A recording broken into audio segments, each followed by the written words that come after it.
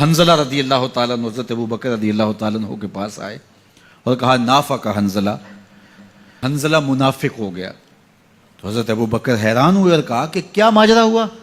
کہا کہ حضور کے پاس ہوتے ہیں تو کیفیت اور ہوتی ہے، اور جب واپس آ جاتے ہیں تو پھر وہ کیفیت برقرار نہیں رکھ پاتے۔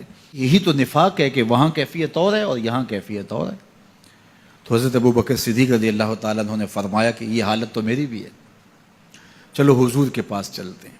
آقا کریم کی خدمت میں حاضر ہوئے اور جا کے کہا کہ حضور حالت یہ ہے۔ تو آقا کریم نے فرمایا کہ وقت وقت کی بات ہوتی ہے، اور اگر تمہاری وہ کیفیت جو یہاں ہے وہ باہر بھی برقرار رہے تو مدینے کی گلیوں میں فرشتے تم سے مصافحہ کیا کریں۔ تو صحبت کا ایک رنگ اور صحبت کی اپنی ایک برکت ہوتی ہے، اس لیے اچھے لوگوں کی صحبت، اچھے استاد کی صحبت، والدین کی صحبت، اچھے دوستوں کی صحبت اور شیخ کی صحبت، یہ صحبت رنگ دیتی ہے۔ گر تو سنگے خاراؤ مر مر شوی، چوں بصاحب دل رسی گوہر شوی۔ مولا رومی فرماتے ہیں اگر تو سخت پتھر ہے، سنگے خاراؤ مر مر شوی، چوں بصاحب دل رسی، کسی صاحب دل کی صحبت میں بیٹھ گوہر شوی، تو موتی بن جائے گا۔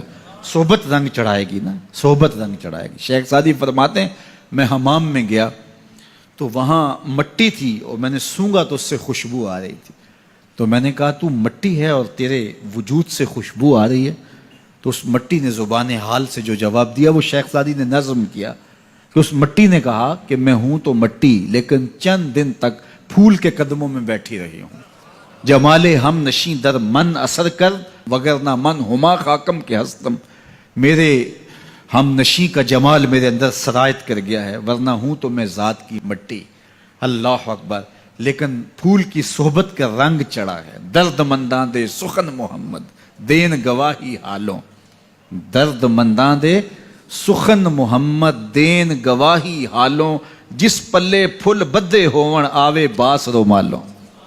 یہ صحبت کا رنگ ہے جو اثر پذیر ہوتا ہے، اس لیے ہمیں اہل اللہ کی صحبت میں بیٹھ کے، صالحین کی صحبت میں بیٹھ کے، اچھے لوگوں کی صحبت میں بیٹھ کے سیکھنا چاہیے۔